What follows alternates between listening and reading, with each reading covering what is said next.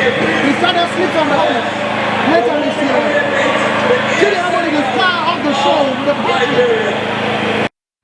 Hello and welcome to 360 Sports on Trust TV. I am Emmanuel Fashimi. That was a great one. It was a total whitewash of the Burkinabes, the young girls all the way from Burkina Faso at the Moshood Abiola National Stadium against the Flamingos of Nigeria for the 2024 FIFA Under-17 Women's World Cup second round qualification series, where we had to whitewash this the young girls all the way from Burkina Faso. The first leg in Bamako a week ago, it was a draw in Bamako, Mali, because CAF didn't actually certify the stadium of Burkina Faso for that match. That was the first leg, and coming back home, coming back to Abuja, we just just have to wrap up the game. According to Coach Bankole Oluwokere, he said when they come back home, they are going to get all the maximum points, and they did that in a very, very fashionable style, winning 6-0 in that particular game. And on that note, I welcome you to the show proper, and we'll still look at that.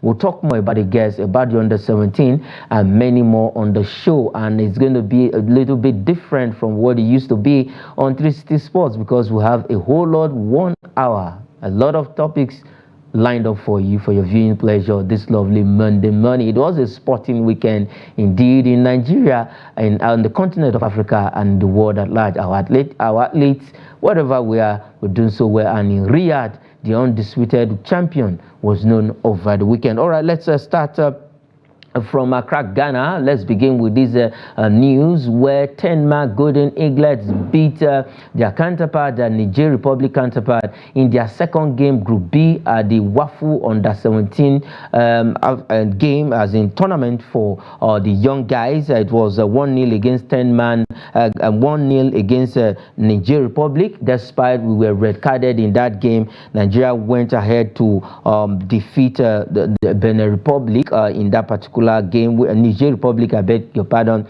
in that particular game. It's a Group B second game after a 1-1 draw, after the goalless draw against Burkina Faso in their first game in Group B opener.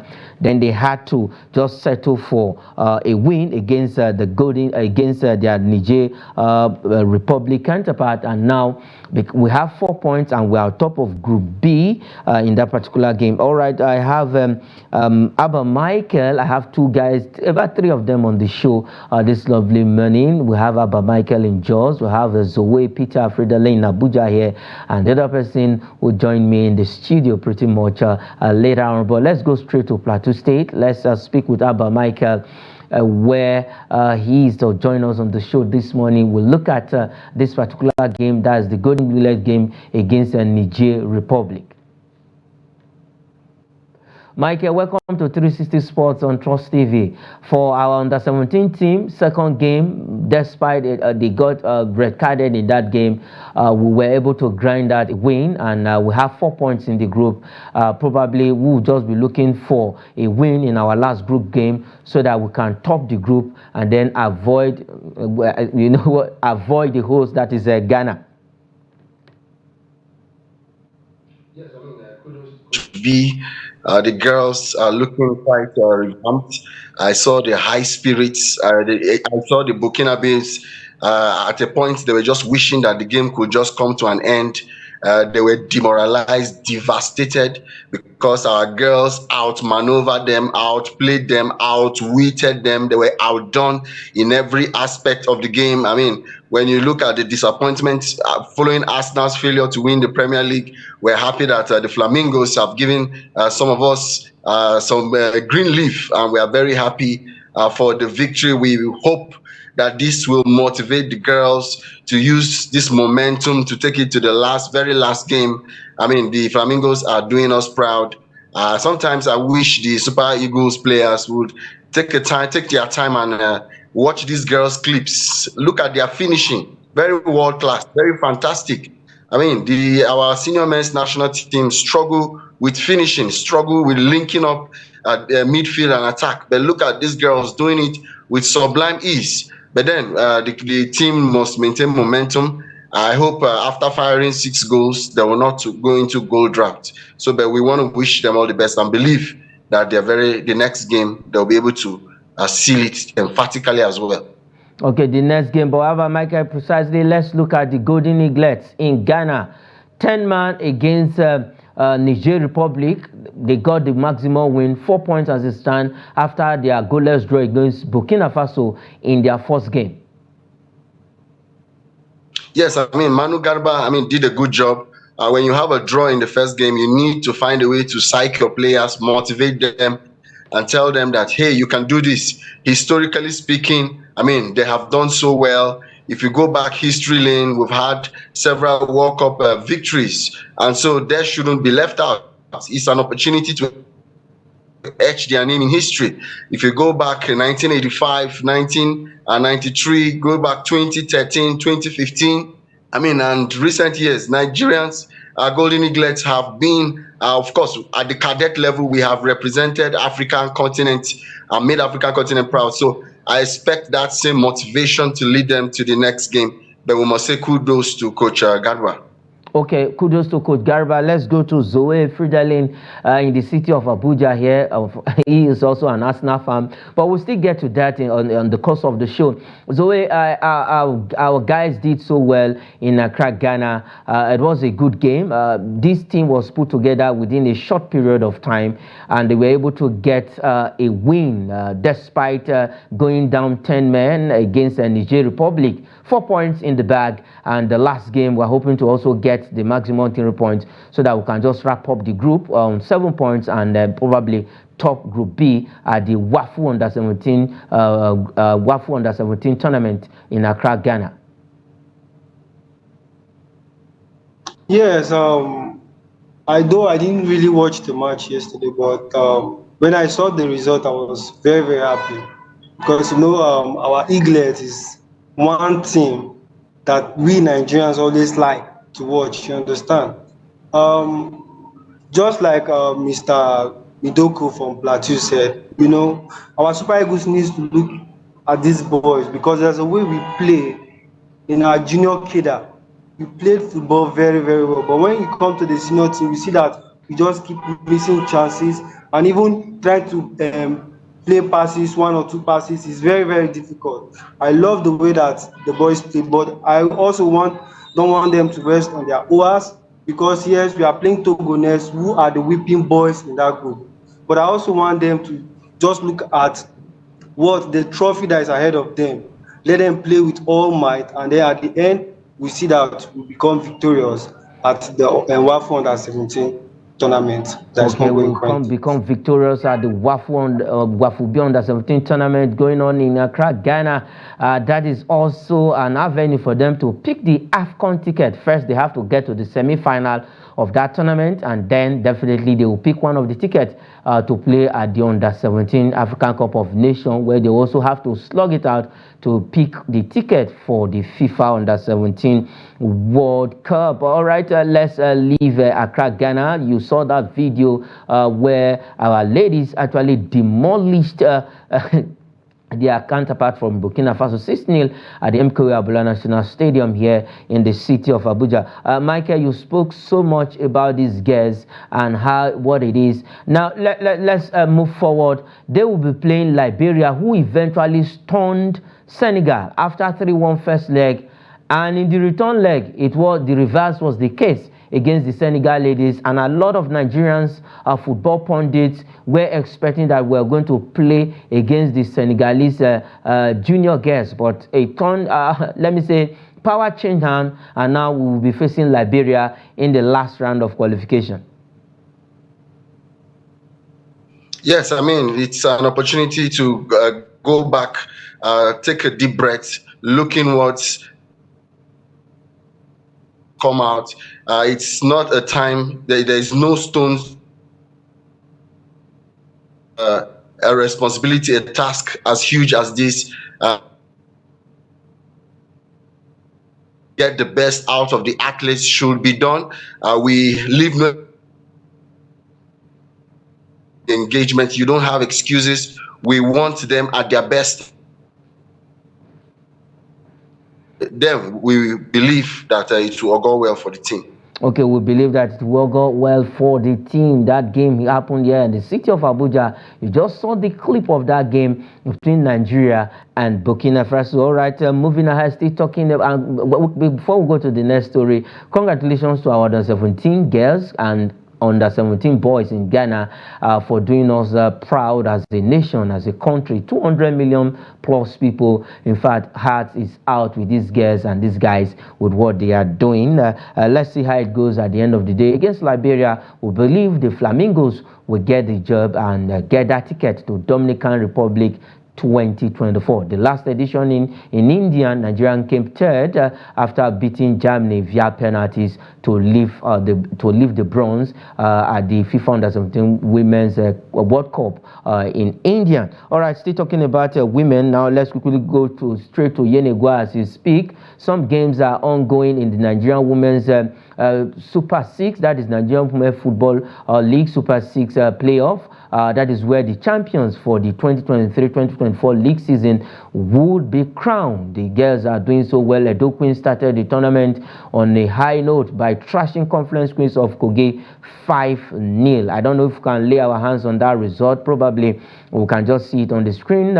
And then today is match day 2, where actions are lined up in match day 2. In match day 1, Bayelsa Queens, the host state, against Rivers Angel. It was a Southside derby. It ended on a 1-1 affair. And Heartland Queens also, for the very first time in the Women's Super 6, actually did well. Michael, as you can see on the screen, these are the results for match day 1. Confluence Queens were trashed, whooped by Edo Queens 5-1. Heartland Queens and Nasarawa Amazons played a goalless draw. Also, Rivers Angels, who are champions, former champions of the league, against another former champion, Bayelsa Queens. It was a Southside derby. It ended 1-1, and today is match day 2. If we can get the fixtures for match day 2, we will bring it on the course of the show. But Michael, the Nigerian Women's Football League Super 6, fantastic game. Edo Queens in match day 1 against Conference Queens, it was 5-1. And as it stands right now, although after a round of matches, as we speak, one game is ongoing as we speak right now. That game is still in the first half in match day 2. But Edo Queens is at the top of the table with 3 points and plus 4 goals. Yes, I mean, they have obviously stamped their authority. When you look at the scoreline, it sums up the task ahead of the team. It sums up the fact that the team is not here for a joke. The team is here to stamp our authority. The Edo Queens are the team to watch out for. They are already demolishing all the teams, at least the first team that they have encountered. The Confluence Queens will have to go and lick their wounds and see if they can get next game. But as far as Edo Queens is concerned, they have succeeded in shooting themselves to the top as the favorite for this Super 6. And quick, but they are looking already like champions elect because they possess so much firepower that I don't think any of the Amazons or the Heartlands or the Angels would have answers to. If they can maintain momentum, if the coach can keep, they may be able to floor every team that comes their way. But right now, they are obviously the team to beat, and I'm sure they've sent quivers and. Okay, they've sent quivers as it stands right now. Edo Queens is doing so well. Zoe, if you look at these games going on in Yenegua, this is Nigerian Women's Football League.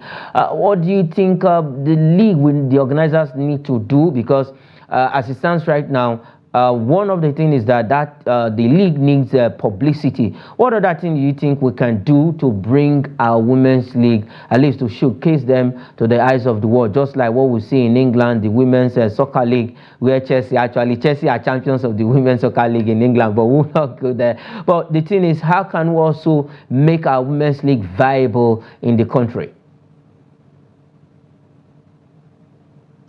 Yes, though this league standing or this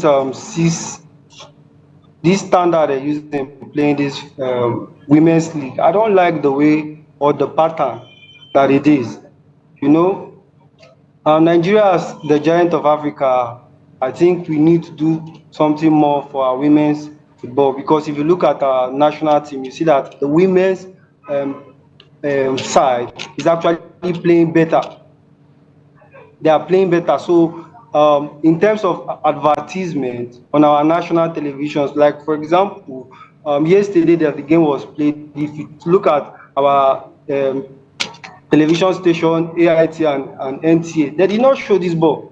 So we need to work on our advertisement, and then also there must be motivation, because if I remember, was it last 2 years or so, there was this complaint about Rivers Angels complaining that they have not been paid for like 2 months. And these are people that are working and who are breadwinners of their families. So there must be motivation, and also the advertisement angle of the league should be what improved on. Let us meet multinational companies. Let us meet people that are ready to invest into this league, because I think this six standard pattern, or what is it called, this table pattern whereby I will play myself and then you play yourself, that is not like proper league. Okay. So let us make it a proper, bring advertisement into the game, and then you see that Nigerian national women's league will begin to what, go even across the borders of Nigeria down to Okay, the go. various African countries and And of the world. large. All right, Michael, I don't know, from your own point of view, the Super Six, though, for the very first time this season, we have this game being streamed online. If you actually want to watch the Women's League, you have to go online and watch some of those games. And even the Super Six is being streamed online. But is that enough for the Women's League? Because at the national level, our women has done us proud than the men, both on field and off field, in athletics, name me what have you. I think the women are taking the shine, and I don't know why. At least this league should be something that everybody, because a lot of persons as we speak, if not that, will bring it from 360 Sports on Trust TV, because sure you are sure to get all the updates when it comes to Nigerian sporting story.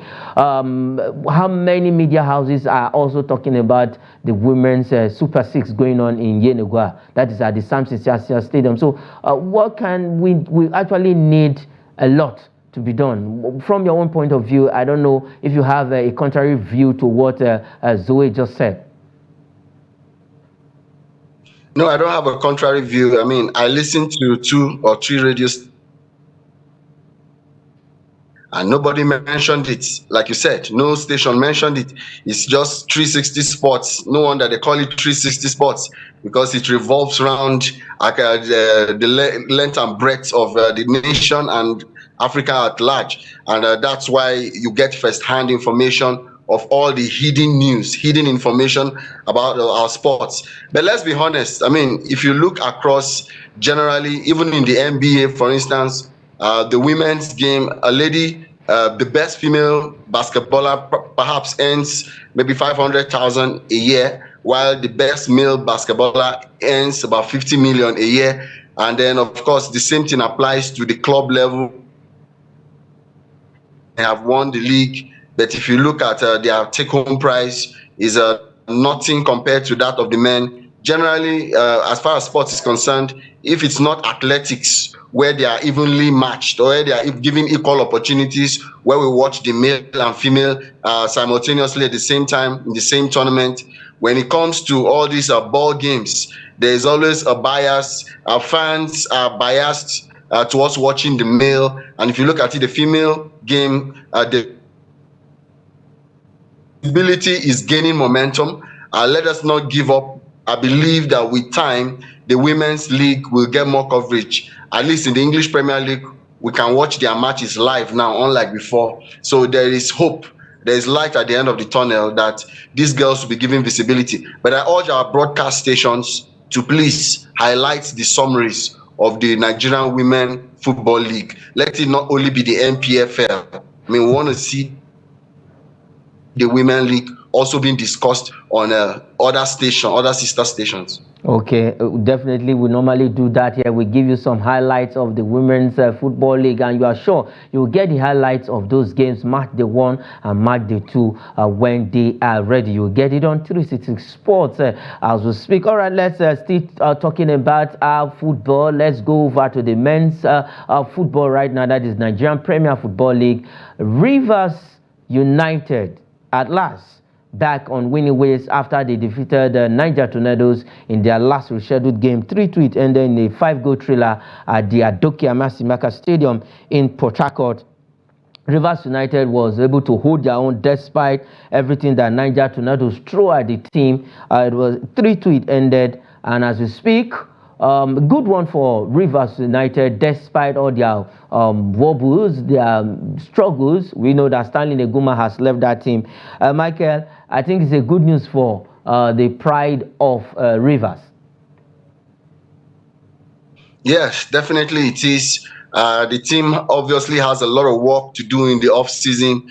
Stanley Eguma is gone. They have to prepare for life after Stanley Eguma. The team definitely is not finishing where they plan to finish. But that is football. That is sports.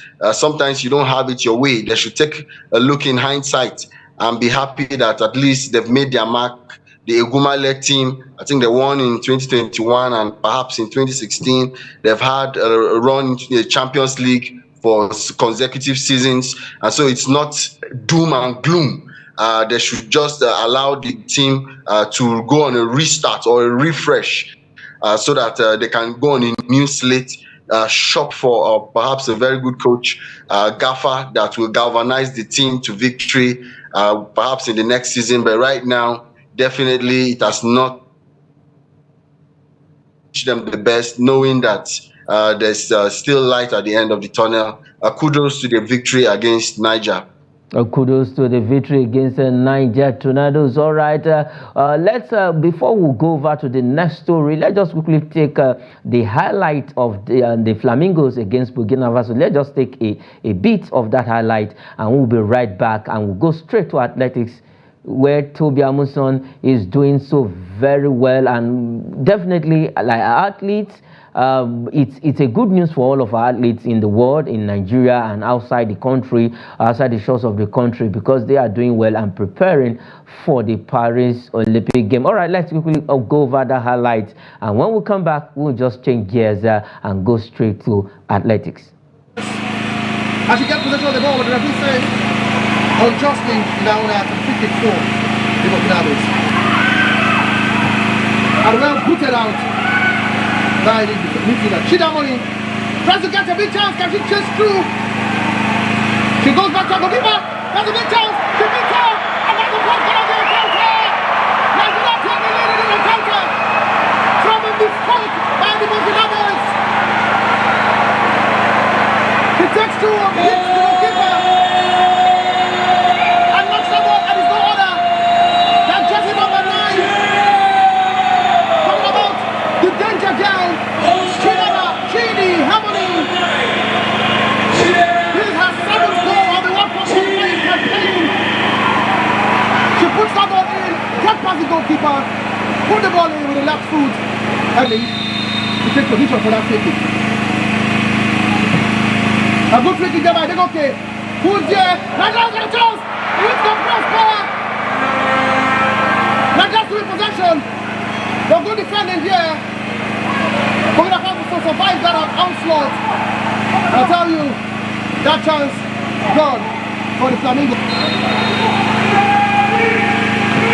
Just number 6, puts the ball forward. And Ijoma. They're not going to chance, what can they do? It falls out Colombia. Still with Nigeria. A chance can Nigeria have on his cornerstone. She's offside, says the referee. For Nigeria. What can you do? Is it a chance? A goal for Nigeria! Beautiful finish for jersey number 14. Funke Kudiratu. Oh, that's jersey number 15. I beg your pardon. 18. 18 is the player. Please, Mary Etienne.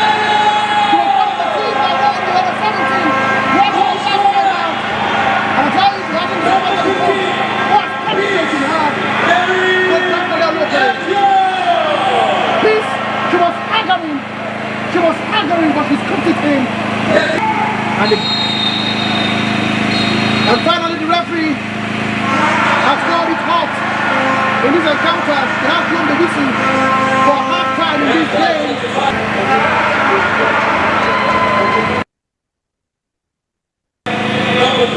Jersey number 3, the man in Samira has been taken off. Okay, guys, go back to the pitch of play. And return for the throw-in for Nigeria. A quick choke and a drag gets that one. He stopped and a shot coming there. A good shot. He hits the bar. And it is 3 goals to nil. Chidi Hamani with a press. Chidi Hamani with a fantastic press. A striker's finish. A puncher's finish. And all we are saying is that the Flamingos are scoring. They are flying. I tell you, you can see F.M. Keys on the first Chidi. You can see that. Chidi with that beautiful goal. Chidi Hamani had 8 goals on the 1 player. You can see why coach is not playing. Enough to take the free kick. This big goal number 4 for Nigeria. 7 minutes gone. Moshut can hit the ball with a powerful left foot, a wonderful left foot. And of course, don't forget no order. And of course, a shot there by Arafalabi. The position has been the problem for Moshut this evening. But a good pass. She tries to find no order. And the Mashawu. And she puts the ball in. And it's a goal. It is in. And the Mashawu and shot from the Mashawu. She runs to the goal to the simulation. She runs to the goal to the excitement. And she gets the samba. And the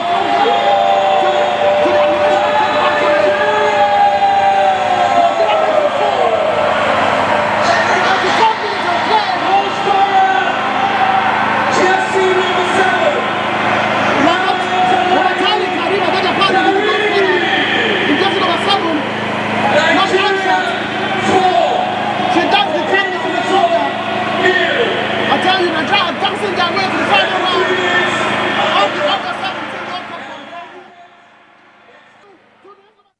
Yes, welcome back from that particular break, that video where our Flamingos demolished, whitewash Burkina Faso in the second round of the FIFA Under-17 Women World Cup qualifiers. They have Abba Michael and Peter, Zoe Peter on the show, and also I've got another person in the studio, the tallest man.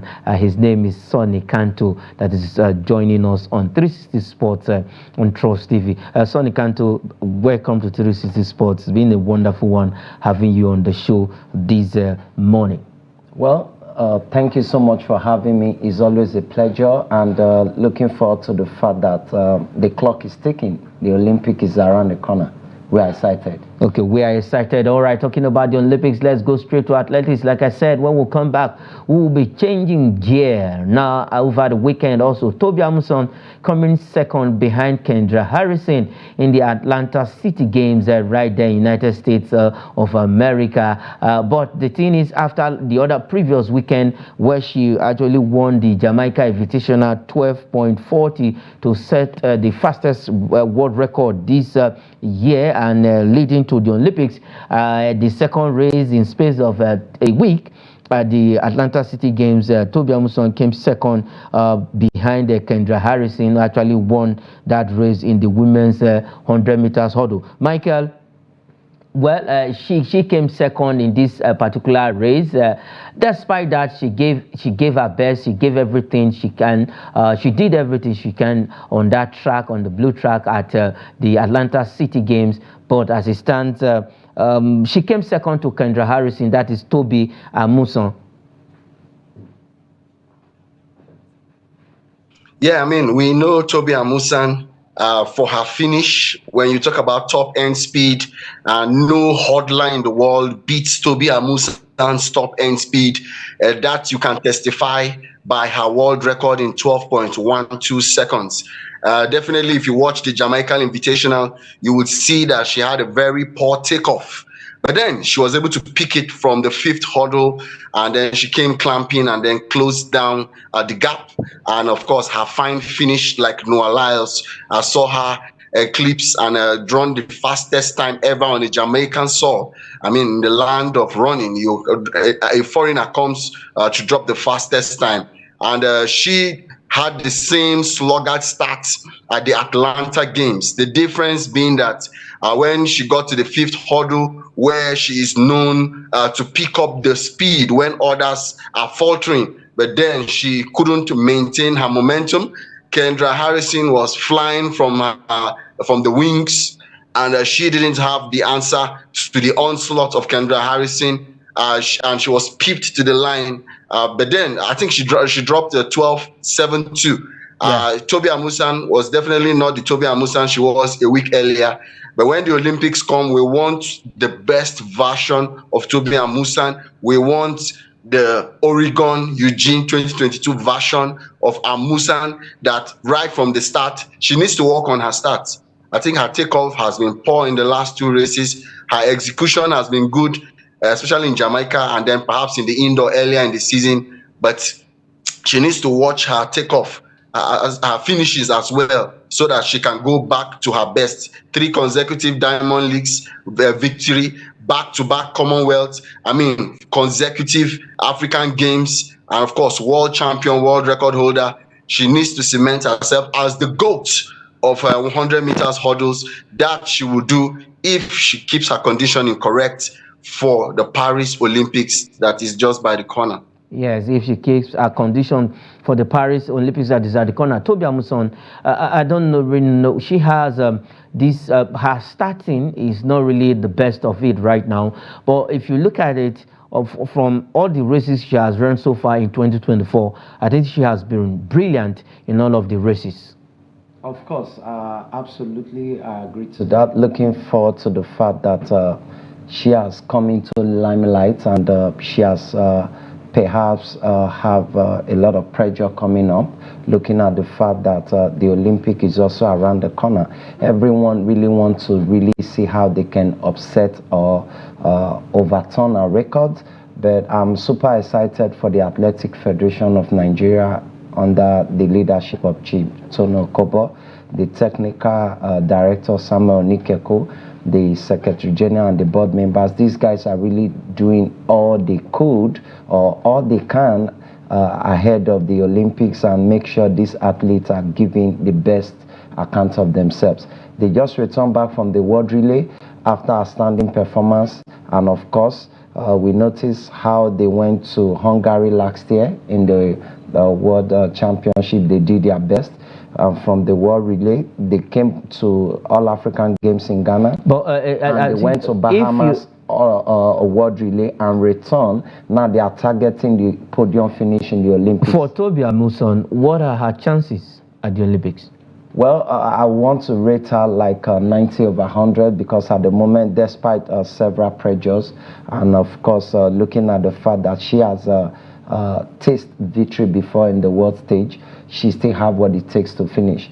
Well, I think she needs to just preview what she has been going through lately, and make sure she work cross her eye and dot her T's, and make sure she work tactically on a starting point. I think most times it's the finishing point that matters, but the starting point also counts. For Toby Amusan, she has really made Nigerians proud. She has really make the women gender recognized globally, and she has done so well for herself. Okay. I was glad she was able to overcome the anti-doping challenge months ago, and now she's also doing what she knows how to do best. Looking forward to the fact that there are many competitors out there she will want to give in her best. We look forward to see her best in the Olympics, of course. Okay, we look forward to see her best at the Olympics because as it stands, we are just counting days to the Paris 2024 Olympic Games. All right, we are still talking about athletics. Let's quickly just have a glimpse of this video, and when we come back, we'll be talking about one athlete who is looking to do well when it comes to Paris 2024 Olympic Games. Favor Philly, one athlete that is looking forward to super exciting to be to qualify for the Paris 2024 Olympic Games, and then going to that particular games. Her performances, she's looking forward to that. But let's have that video quickly before Sonny Canto and Abba Michael with Peter will react to Favour Philly, looking forward to do well at the Paris Games. Wonderful run, and indeed, Favour Philly finishing like a world record for Candice Hill, over 150. Favour Philly, 16.30. Yes, I want our focus story. That was Favour Philly, who we'll be talking about right now, where she says she want to do, as in she's eyeing a better outing at the Paris 2024 Olympic Games. It's expected of every athlete to go to the Olympic Games and, of course, have a podium finish. We have seen remarkable moments of the days of the Mary Oyale and, of course, Fadlila Ogukoya and co. And being the fact that the Fasuba and all these guys have really made us proud, we still look forward to those historical moments. We still look forward to those euphoria moments to see how people like Favour Philly will put in her best and get a podium finish. Luckily for her, she's doing well currently, and of course, she's having age on her side, and I believe Nigerians will be very patriotic to support her. Okay, Michael, let's go straight to Plateau State. The course of the week, also at the Atlanta City Games, we saw that highlight where she was second to Candice. Both of them finished at the same time, but Candice won that race with, I think, 0.006 of a second. That was why Candice actually won that race. But looking at Favour Philly, 200 meters, she has broken the record in Nigeria, and she also set her own. This season, she has been at her best. And definitely 200 meter is going to be a very hot race at the Paris Olympic Games. And for Favour Philly, the likes of Sherika Jackson and co should watch out for this Nigerian speed star.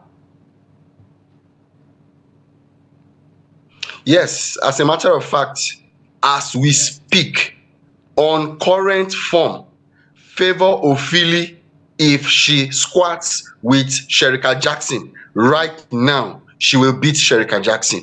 I can guarantee you that. Take that to the bank. Favour Philly is arguably the best 200 meters sprinter Nigeria has ever had. And the good thing is that she's just 23 years old or so. She just graduated from LSU, Louisiana State University. And let me shock you further. She has the second fastest 300 meters ever in 35.9 seconds. And then she has the fastest 150 meters time ever in 16.30 seconds. I mean, if you look at the 200 meters, her specialty outdoor, she has 22.11. And then and then in an indoor 21.95 or so. Favour Philly is the only Nigerian so far in the history of sprints, Nigerian woman to run under 22 seconds in the 200 meters. She had ups and downs last year and the last 2 years, but I believe if Favour Philly is at her best, she is definitely going to finish at least at worst in the top 4. I know Sherika Jackson will be ready for the Olympics. Of course, I know that Gabby Thomas will be ready for the Olympics. And let's not forget that Sydney McLaughlin, the 400 meters hurdles world female champion, is the best 200 meters in the world right now as we speak. So, but then, Favour Philly is our girl, and we believe that with the improvement we are seeing in her races, execution week in, week out, I believe that she should be dropping the 21 lows when the Olympics come. And for the first time since Mary Onyali, we will see a Nigerian finish on the podium. Yes, a Nigerian finish in the podium. All right, we are going to leave athletics. Let's go straight to England. The big one happened yesterday. Zoe, you are an Arsenal fan. Unfortunately, Arsenal couldn't win the league. Well, let me talk to you about this. I don't know how you felt after 3-1 against West Ham United, another London team who all Arsenal were expecting to do them a favor by beating Manchester City at Etihad, but the reverse was this case. It was 3-1 against West Ham United, and for Manchester City, they lifted the EPL, the Premier League title, 4th consecutive time. That is 4 times in a row. 1, 2, 3, 4. Zoe, what's your take about this, that Arsenal couldn't just wrestle this title away from Pep Guardiola and his soldiers? Well, it was an emotional game for me yesterday. Though I was hoping that West Ham will actually do us a favor by either drawing or winning Man City. But we all know what Pep Guardiola and his team can do when it comes to few minutes to the end of the season. They always have this spark. And that's one thing I give to that man and his team. But I want to say something to all Arsenal fans. Let's just keep the hope high. Though I'm not too convinced with what Arteta has done for us this season, because in our various matches, such as like the EPL and the FA Cup and the community, the Capital One Cup, where we are supposed to do better, we are just pretending there, and then we put all our Arsenals in the EPL for us to actually win it, and then at the end of the day, we could not win. Okay, at the end of the day, you could not win, and congratulations to the champions in England, that is Manchester City. I will not allow Michael to react, neither Sonny Canto, because I know, Michael, you're also an Arsenal fan. I know it's painful for that loss. All right, let's go straight to the let's go straight to the German Bundesliga, because we're out of time, where Victor Boniface and Bayer Leverkusen have actually made history.